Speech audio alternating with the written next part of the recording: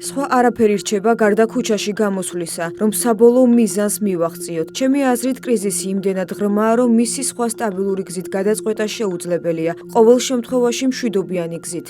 ჩვენ ასევე გვყავს არაოფიციალური ქვედანაყოფი, როგორც მაიდანზე, უკრაინაში. არსებობენ სამოქალაქო პირები ნიღბებით, მაგრამ ასევე არიან ადამიანები კერძო დაცვის კომპანიებიდან და ისინი შეიარაღებულები არიან. ეს მაიდანი შესაძლოა მოხდეს. ჩვენ ძალიან ვაწვევით და ვფიქრობთ, რომ ეს ძალიან მნიშვნელოვანია.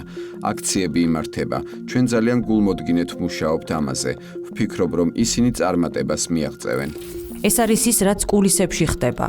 ორბელიანების სასახლის ყოფილი დიასახლისი ამბობს, რომ მიზანს რომ მიაღწიონ, სისხლი უნდა დაიყვაროს. ყოფილი ომბუდსმენი ადასტურებს, რომ ოპოზიციას ჰყავს შეიარაღებული და ნიღბიანი დაჯგუფებები. ჰელსინკის კომისიის უფროსი მრჩეველი კი აცხადებს, რომ ისინი ამერიკიდან ძალიან აწვევიან, რომ საქართველოში მაიდანი შედგეს და რომ ეს ჯერ კიდევ შესაძლებელია. მაგრამ რაღაც ისე ვერ წავიდა და ეს რაღაც ფინანსებია. ამაზეც როგორც ზურაბიშვილი, ისე ნანუაშვილი და მასარო გულწრფელად საუბრობენ.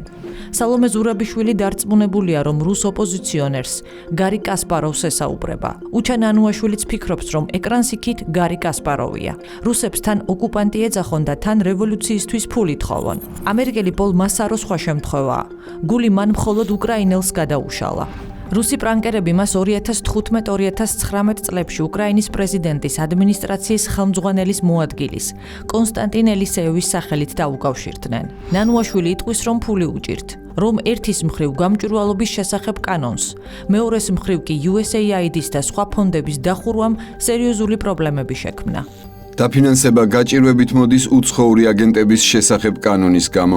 ჩვენი ზოგიერთი პროგრამა ფინანსდებოდა ამერიკის საელჩოს ევროპარლამენტის მიერ, მაგრამ ახლა უცხოური აგენტების შესახებ კანონის გამო ეს გართულებულია. ჩვენ მთელი რიგი პროექტები გვქონდა, რომლებსაც ასევე ამერიკის საელჩო USAID დემოკრატიის ნაციონალური სახლი აფინანსებდა, რომელიც ჩვენი ერთ-ერთი მთავარი სპონსორია, ასე რომ ამ კანონებმა ძალიან სერიოზული გავლენა მოახდინა. ფულზე იწუწუნა და ფინანსები ითხოვა ყოფილმა პრეზიდენტმაც. პატარა არასამთავრობოები ძირითადად ფინანსდებოდა USAID-ის ან ცალკეული ევროპული ფონდების მიერ. ევროპელები კი მოქმედებდნენ საკმაოდ ნელა. ისინი ამბობდნენ, რომ სანქციების გზით შეჩერებული სამთავრობო პროგრამებიდან სახსრებს გადაიტანდნენ და გადაამისამართებდნენ სამოქალაქო სექტორში. თუმცა ეს ამ დრომდე არ მომხდარა, ამდენად კრიტიკული მომენტი დადგა. თავად აღიარეს, რომ ისინი მშვიდობიან პროტესტს კი არ აწყობენ, არამედ სისხლიან მაიდანს, რომელსაც აღმოჩნდა, რომ თავისი სპონსორები ჰყავდა. USAID და დემოკრატიის ნაციონალური ფონდი ნანუაშვილმა ღიად დაასახელა. ღიად ხომ ხალხის სახელს იყენებენ, აცხადებენ თითქოს ქუჩაში ხალხი დგას. თითქოს პროტესტი სახალხოა, თითქოს პროცესები მშვიდობიანია, თითქოს არანაირი გარე დაფინანსება არ არსებობს. აღმოჩნდა, რომ ხალხის მიერ არჩეული ხელისუფლების ძალადობრივ ცვლილებას USAID ასპონსორებდა. ამიტომაც არ უნდოდათ მათ გამჭვირვალობის კანონი. ამიტომაც აღშფოთდა ამერიკის ელჩი კელი დეგნანი და გრანტებთან დაკავშირებული ყველა არასამთავრობო ორგანიზაცია, მედია თუ პოლიტიკური ჯგუფი. ეს კანონები ძირს უთხრის იმ პროგრესს, რომლის ასაშენებლად საქართველოს ამდენი წელი დასჭირდა. ამიტომ ისმის ერთიანი შეშფოთება გაეროსგან, ევროკავშირისგან, შეერთებული შტატებისგან. მათ კარგად ესმით, თუ შავი ფულის მოძრაობა გართულდება, პროტესტის ორგანიზება გაუჭირდებათ. იმიტომ რომ იციან, ხელისუფლების წინააღმდეგ ხალხი კი არ გამოდის, არამედ დაფინანსებული აქტივისტები. ფულიც მათია და მასაროს ჩანაწერის მიხედვით თუ ვიმსჯელებთ, რადიკალური იდეებიც იქიბადება. ამ ოპოზიციას ხალხის მხარდაჭერა რომ ჰქონოდა, რევოლუციის დაფინანსებაზე დროს, ნერვებს და რესურსს არავინ დახარჯავდა. მაგრამ 26 ოქტომბერს არჩევნები წააგეს და უკვე გასაგები გახდა, რომ პროცესი ქუჩაში უნდა გადაეტანათ. მაიდნის პროექტი გაეშალათ და დაეფინანსებინათ. ფული მოდიოდა არა მხოლოდ USAID-დან, შესაბამისად კი ამერიკიდან, არამედ ევროკავშირიდანაც. მაგრამ USAID იყო მთავარი და ყველაზე სტაბილური წყარო. თანხები რეგულარულად, უწყვეტად ხანგრძლივი პერიოდის განმავლობაში შემოდიოდა. პირველად კანვასის საქმე მაჩვენა. არსებობდა გეგმა, რომელიც საქართველოში ხელისუფლების ცვლილებისთვის ორგანიზებული ქაოსისთვის მზადებას გულისხმობდა. ოპერატიულმა მასალამ დაადასტურა, როგორ ამზადებენ ახალგაზრდებს სისხლიანი მაიდნისთვის. მზადება 2023 წელს დაიწყო. USAID-ის დაფინანსებით საქართველოში ცნობილი რევოლუციონერები, სერბეთის მოქალაქეები, სინისა სიკმანი, ელენა სტოისიჩი და სლობოდან ჯინოვიჩი ჩამოიყვანეს. ცნობილი იმიტომ, რომ ისინი 2003 წლის ვარდების რევოლუციასთან იყვნენ დაკავშირებულნი. სხვადასხვა წლებში კი მონაწილეობდნენ სერბეთის, უკრაინისა და სხვა სახელმწიფოებში ხელისუფლების რევოლუციებით შეცვლის პროცესებში. ახლა 2023 წელს საქართველოში გამოჩნდნენ და ახალგაზრდებს ქაოსის შექმნას, პოლიციისთვის წინააღმდეგობის გაწევას, ბარიკადების აღმართვას და სახელმწიფო შენობების ძალით დაკავებას ასწავლიან. პროტესტი თავის მხრივ არ ნიშნავს ბევრს, ეს უნდა იყოს რაღაც დიდის ერთ-ერთი შემადგენელი ნაწილი. ნაბიჯ-ნაბიჯ უნდა განვსაზღვროთ, რის შემდეგ რა გავაკეთოთ. ცოცხალი ჯაჭვის, პეტიციის, პროტესტის, პიკეტირების, კონცერტის, თეატრის. ამ შემთხვევაში ხართ თავდასხმაში და ისინი პასუხობს თქვენ მოქმედებას. სხვა შემთხვევაში თქვენ ხართ ის, ვინც პასუხობს მთავრობის მოქმედებებს. თქვენი სიმბოლო არის მუშტის მოღერება. ყველას შეუძლია რამდენიმე წამით მსგავსი მოქმედების გაკეთება. შენი მოქმედებებით შენ შეგიძლია გარდაქმნა და ასევე გაანადგურო. ამიტომაც არ აწყობთ გამჭვირვალობის კანონი. ოპოზიციის მიერ წაგებული საპარლამენტო არჩევნების შემდეგ ფსონი რადიკალიზმზე და ხელისუფლების ქუჩიდან შეცვლაზე გაკეთდა. რა შედიოდა გეგმაში სხვა პუნქტებთან ერთად? რადიკალების მხარდაჭერა, ქუჩაში აგრესიული აქტების ორგანიზება, მოლოტოვის კოქტეილებითა და ფოიერვერკებით რადიკალური აქტივისტების მომარაგება, სახელმწიფო შენობებზე შტურმი, ბარიკადების აგება და ცეცხლის წაკიდება. და რა თქმა უნდა, ასეთი გეგმა ვერ იქნებოდა ოფიციალურად დაფინანსებული. პოლ მასარო პრანკერებთან საუბარში USAID-ის დანაშაულებრივ საქმიანობას აღიარებს კიდეც. ამბობს ხშირად უკანონო და არაკონსტიტუციურ საქმიანობას ეწეოდაო. უკრაინასა და საქართველოში მათ ძალიან პროდუქტიული პროექტები ჰქონდათ. მათ მიერ შესრულებული სამუშაოს დიდი ნაწილი სავარაუდოდ და საკმაოდ აშკარა, უკანონო და არაკონსტიტუციური იყო. სწორედ ამ უკანონობის დასამალად მოაწყოს დიდი ისტერიკა, როცა გამჭვირვალობის კანონს დაუპირისპირდნენ. ამიტომაც ჰქონდათ ასეთი რეაქცია. როცა დიდ, უსიამოვნო და სახიფათო საიდუმლოს მალავ, რეაქციებზე გეტყობა, აგრესიული ხდები, სიმშვიდეს კარგავ და ისტერიკაში ვარდები. ასეთივე გაკაპასებულია ნანუკა ჟორჟოლიანი, როცა მის სახლში ჩხრეკა ტარდება, ყველა პროპაგანდისტულ არხზე გამოდის, მათ შორის რადიო თავისუფლებაზეც და ამბობს, რომ მალე ბრალდებას წაუყენებენ და დაიჭერენ. მე ვიცოდი რომ ისინი შრეკას შემოვიდნენ, მე ვიცი რომ ისინი უახლოეს მომავალში მე ბრალს ამიყენებენ აუცილებლად. მაგრამ რატომ თუ უკანონო არაფერი ჩაუდენია? თუ მართლა ქველმოქმედებას ეწევა? თუ მხოლოდ სიკეთეს აკეთებს? ასეთი ისტერიკა რისი ნიშანია? არა სამთავრობოებმა ცალკე ბრიფინგი ჩაატარეს. ეს ფონდები იყო მიმართული ზუსტად ამისკენ, რომ ჩვენ დავხმარებოდით კონკრეტულ ადამიანებს. ოპოზიციამ ცალკე განცხადებები აკეთა. მე სვამ შეკითხვას. რატომ ნანუკა ჟორჟოლიანი, რატომ ალეკო ცკიტიშვილი, რატომ ლაშა არველაძე, რატომ მარიამ ბაჯელიძე მართლა ვერ გავიგე ვერც რატომ ვერც ერთი მიმართულებიდან, რატომ ეს ხალხი? პროტესტი გამოთქვეს პროპაგანდისტებმაც. უზარმაზარ ტვირთს ეწევი და მთელი ეს პერიოდი წევდი უზარმაზარ ტვირთს, ნათქვამიც მაქვს მე შენთვის არ ვიცი, არ ვარ დარწმუნებული, რომელიმე სხვა ადამიანი, მათ შორის მეც ამ ტვირთს ავწევდი თუ არა, ალბათ ვერა. ბრძოლა გამოუცხადებს ქველმოქმედებას, მათ ვინც გაჭირვებაში მყოფი სახელმწიფოსგან მიტოვებული ხალხისთვის ერთადერთი იმედი და ხსნა. რამდენიმე დღის უკან არა მხოლოდ ნანუკა ჟორჟოლიანი გაჩხრიკეს, არამედ სხვა რამდენიმე პირიც. თითოეული მათგანი ფონდის ხელმძღვანელია. ნანუკას ფონდს ჟორჟოლიანი ხელმძღვანელობს. პროსპერიტს ნიკა გილაური. არის კიდევ ფონდი ერთმანეთისთვის 24/7-ზე. სირცხვილია, თბილისის ადამიანის უფლებათა სახლი, რომელიც 5 ორგანიზაციას აერთიანებს. ერთ-ერთი ალეკო ცკიტიშვილია, ვის სახლშიც ასევე შევიდნენ. არ გამიკვირდება რომ მოეჩვენათ რომ სპილო ყავდა დაბმული აქ ოთახში? თითოეული ეს ფონდი დაკავშირებულია 26 ოქტომბრის შემდეგ დაწყებულ ქუჩის აგრესიულ პროცესებთან. მაშინ ნანუკას ფონდი არა მხოლოდ უფასოლობიანებს აცხობდა და ცხელი ყავაჩაი და ჰქონდა აქტივისტებთან, არამედ ყიდულობდა აირწინაღებს, ფოიერვერკებს, ისევე როგორც სხვა ფონდები.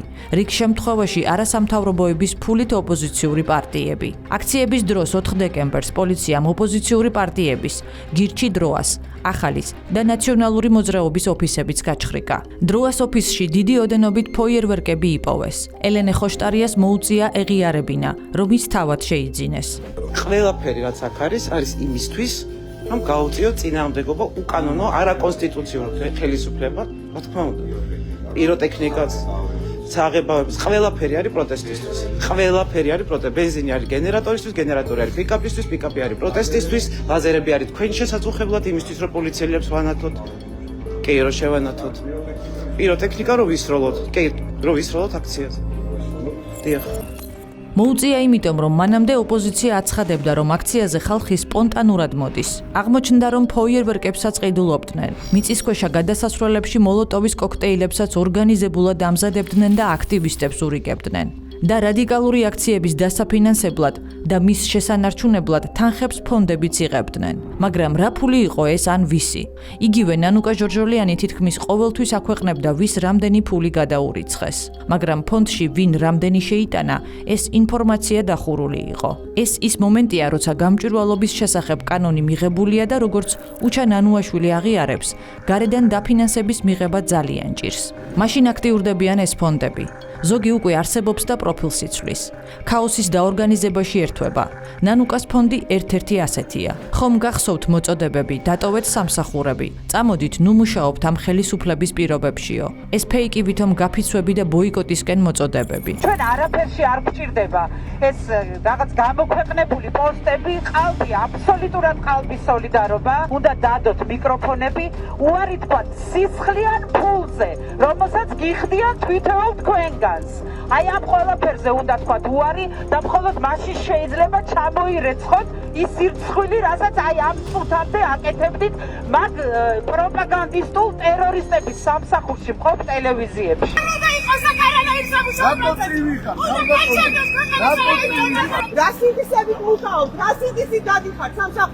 სწორედ მაშინ ნიკა გილაურმა, სააკაშვილის რეჟიმის ერთ-ერთმა პრემიერმა შექმნა ფონდი პროსპერითი. ის მაშინ ყველას, ვინც სამსახურს დატოვებდა, ანაზღაურებას ამ ფონდიდან პირდებოდა. გამოდის, რომ ეს ფონდები ხალხის მიერ არჩეული ხელისუფლების ჩამოგდების აქციებს აფინანსებენ. მთავარი სპონსორები არ ჩანან. ვინ ავსებს ამ ფონდებს არ ჩანს. როდიდან არის დამხობაში მონაწილეობა ქველმოქმედება, სიკეთე ან გმირობა. არა და ახლა სწორედ ასე იბრენდება ნანუკა ჟორჟოლიანი. იმიტომ რომ ქველმოქმედებას ვაკეთებთ, ჩვენ სახლებში შემოვიდა პროკურატურა. ისე ეთყობა უკვე ძალიან გაუჭირდათ. ჟორჟოლიანამდე დავიდნენ. პოლიტიკური მარკეტინგის ტერმინით რომ ვთქვათ, ჟორჟოლიანი ცდილობს საკუთარი თავისგან ქველმოქმედების ბრენდი შექმნას. შედგეს როგორც ლიდერი, მაგრამ ნანუკა ჟორჟოლიანი სააკაშვილის ყველაზე ცუდი ნიღაბია. ყველას ახსოვს ვინ იყო და არის ის. ძალიან მოკლედ გავიხსენოთ. ვარდების რევოლუციის შემდეგ მიხეილ სააკაშვილის პირადი გადაწყვეტილებით რუსთავი 2-დან ჟურნალისტები გაუშვეს. მათი ადგილი კი სააკაშვილის პროპაგანდისტებმა დაიკავეს. ნანუკა ჟორჟოლიანი ერთ-ერთია. მოგვიანებით ერთ-ერთ ინტერვიუში იტყვის კიდეც.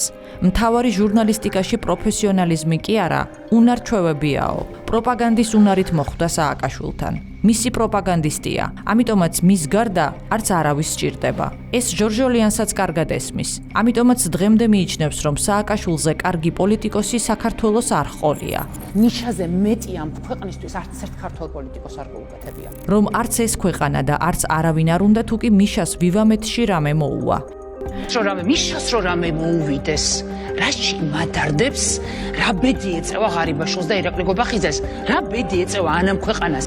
ჟორჟოლიანი სააკაშვილის პროპაგანდისტია დღესაც და ამ ფონდსაც და ამ აქციებსაც მხოლოდ მის ხელისუფლებაში დასაბრუნებლად იყენებს. მაშინ კარგად ცხოვრობდა. რამდენად კარგად? პარლამენტის საგამოძიებო კომისიაზე ბიზნესმენი ჯუმბერ ბუზალაძე ყვება, როგორც წაართვეს მანქანები. ბრალი დასდეს იაპონურ მაფიასთან კავშირში. ეს უსაფუძვლო, უსამართლო და დაუსაბუთებელი ბრალდება ნანუკა ჟორჟოლიანს რუსთავი 2-დან გაახმოვანებინეს. ბიზნესმენი იხსენებს, რომ ჟორჟოლიანმა ამ ისტორიას ცალკე სიუჟეტი მიუძღვნა. თანაც არაფრისგან მთელი კრიმინალური სქემა შეთითხნა. იცის რომ იტყუება, მაგრამ ჟურნალისტიკა მას ხომ პროპაგანდა და მხოლოდ გარკვეული უნარჩვევების გამოვლინება ჰგონია. ჰოდა ავლენს. უყურებ ჩემ მაგარად გული გამიწყდება. მოდის ბატონი მერაბიშვილი, ხოდა მოეწონა და გადავასვა ხელი და ეცინება იქ ერთ მაგარასაც მეორესაც. ავიღე რომ ერთ მეუღლესთვის უნდა და თოდუას კიდე ნანუკასთვის. ეს კიდე ნანუკა შემოვიდა გამოძიების დროს, შემოვარდა 2 ოპერატორით, გადამიღო, ეთქი ახდება. რომელმაც გამომაცხადა მე რუსთავის ტელევიზიაში რომ არითო იაკუზის მაფიოსთან შეკრული, ჩავდივარ იაპონიაში, ვაპარინებ მანქანებს, გადავყავს დუბაიში და დუბაიდან მოვყავს საქართველოში. ბოლოს ერთ-ერთ ასეთ ჩამორთმეულ ძვირადღირებულ ავტომობილს ნანუკა ჟორჟოლიანი თავად მიისაკუთრებს. ამ მანქანების გამო რომ ნანული ჟორჟოლიანს და თაკო სალაყაიას ყოლოდათ თქვენი მანქანები იჯექით ციხეში, ამას გვიხსნით? ეს მანქანები ვისი საკუთრება გახდა საბოლოოდ ამ ქალბატონების? კონდუას სამინისტროს დარჩა, მათ დარჩა უკვე რომ გახმოვდა. ფაქტია რომ წაგართვეს. და ახლა უნდა დაგვიმტკიცოს რომ ქველმოქმედია. არა მხოლოდ ქველმოქმედი, ღვთისმშობელსაც შეადარეს, საზოგადო მოღვაწეც უწოდეს და სიკეთის განსახიერებადაც მოიხსენიეს. საქმიანთაა პირველ რიგში მხარდასაჭერად მოვედით, იმიტომ რომ მთელმა საქართველოს მიცის რამდენი სიკეთი აქვს ნანუკას ნაკეთები. ადამიანი რომელიც მთელ საქართველოს გადაფარებულია ღვთისმშობელივით, ესე უნდა გაამწარო? თუმცა ნანუკას დაავიწყდა საკუთარი ფან-კლუბისთვის მოეყოლა, რომ ფულის ჩარიცხვას კი სთხოვს სხვებს, თუმცა თვითონ საკმაოდ ხელგაშლილად ცხოვრობს. მას შემდეგ, რაც ნანუკას მიერ დაგროვებული აქტივების შესახებ ინფორმაცია გავრცელდა, იძულებული გახდა ეღიარებინა, რომ კვიპროსში სახლი აქვს. გამოდის ნანუკას სხვებისთვის ფულის თხოვნა კვიპროსის ძვირადღირებული ვილიდანაც უწევს. თან უხერხულობასაც არ გრძნობს. ან რა უხერხულობას უნდა გრძნობდეს ადამიანი, რომელმაც სხვისთვის წართმეული ავტომობილი მიითვისა და ამ მითვისებისთვის უდანაშაულო ადამიანს იაპონურ მაფიასთან თანამშრომლობა დააბრალა. ნანუკა ისეთივე ქველმოქმედია, როგორც ეს აქციებია სახალხო, სპონტანური და ხალხის მიერ დაფინანსებული.